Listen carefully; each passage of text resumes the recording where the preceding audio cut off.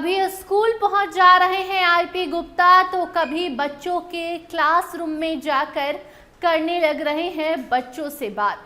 कभी ऑटो वाले को देने लग रहे हैं पैसे तो कभी टोटो पर बैठकर कर रहे हैं सहरसा की जनता से मुलाकात। नमस्कार, स्टार टीवी बिहार देख रहे हैं आप और मैं आपके साथ वंदना।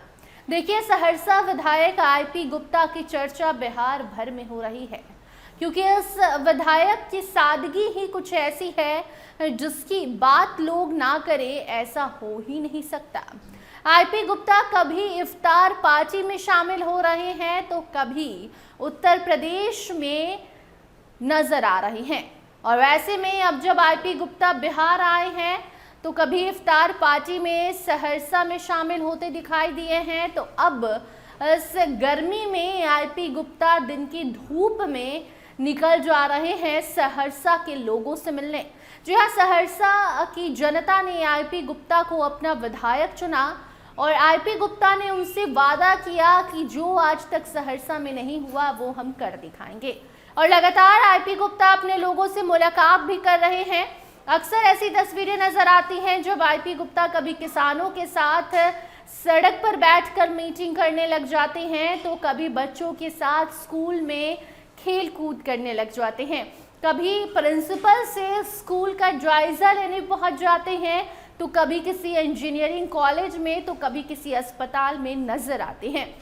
लेकिन अब जब बिहार में मार्च के महीने में इतनी गर्मी है, किसी काम से भी बाहर निकलने में आफत आ रही है दिन में, लेकिन आईपी गुप्ता को धूप से कोई मतलब नहीं है। आईपी गुप्ता अपनी जनता के लिए उस कड़ी धूप में भी सड़क पर उतर जा रहे हैं, कभी स्कूल पहुंच जा रहे हैं, कभी बच्चों की क्लासरूम में पहुंच जा रहे हैं, कभी महिलाएं आईपी गुप्ता को घेर ले रही हैं तो कभी ऑटो वाले से बात करके उसकी मदद करने लग जा रहे हैं।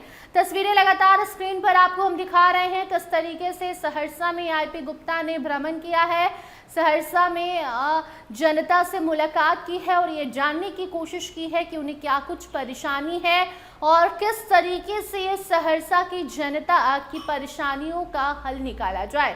बाकी आप पहले सुनिए, जब सहरसा के स्कूल में आईपी गुप्ता पहुंचते हैं तो वहां एक क्लासरूम में खड़े होकर क्या कुछ कहते हैं और वहां के लोगों को क्या कुछ संदेश दे रहे हैं।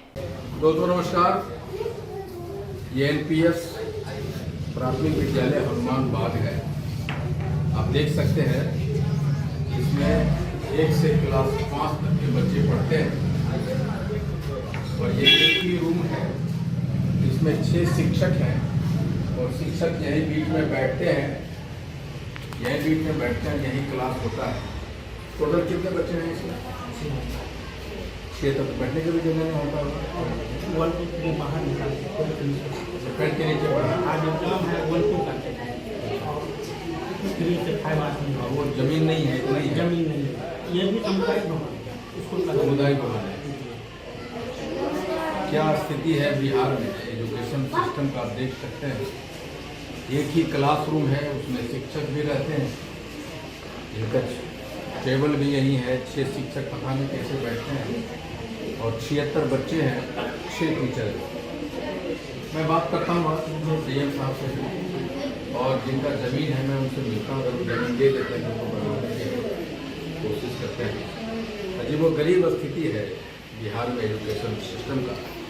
जब विधानसभा में थे हम तो सरकार बड़ी बड़ी दावा करती थी कि बिहार में शिक्षा की अवस्था बहुत तेज़ी से बदला, लेकिन स्थिति आपके सामने वो कैमरा,